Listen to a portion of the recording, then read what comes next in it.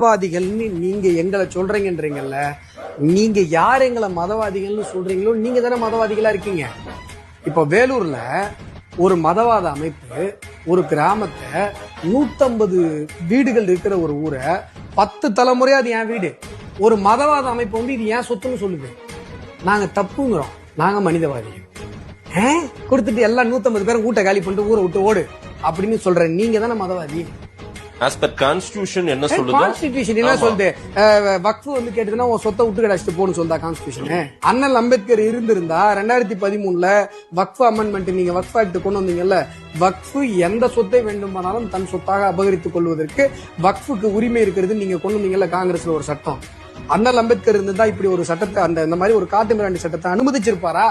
அண்ணல் அம்பேத்கர் வந்து நில உடைமையே வந்து அடிப்படை உரிமையா போச்சு இந்த வக்ஃப் ஆக்ட வந்து ஏத்துக்கதான் மாட்டேன்றாங்க. இதுவுமே எங்களுடைய உரிமையை பறிப்பது, எங்களுடைய சொத்து விஷயத்துல இவங்க அதிகாரம் செலுத்துவது. இப்ப வேலூர் பக்கத்துல அணக்கரை பக்கத்துல 150 குடும்பங்கள் இன்றைக்கு அனாதையாக நிற்கிறது. அவங்களுடைய வீடுகள் எல்லாம் வக்ஃபுக்கு சொந்தம்னு சொல்லி இப்ப வக்ஃப் இந்த அமெண்ட்மெண்ட் ஆக்ட் நாங்க கொண்டு வந்ததற்கு பிறகும் கூட இவ்வளவு வெயின் குளோரியஸா வந்து நிக்குது. அந்த 150 குடும்பத்துக்கு யார் பேசுவீங்க?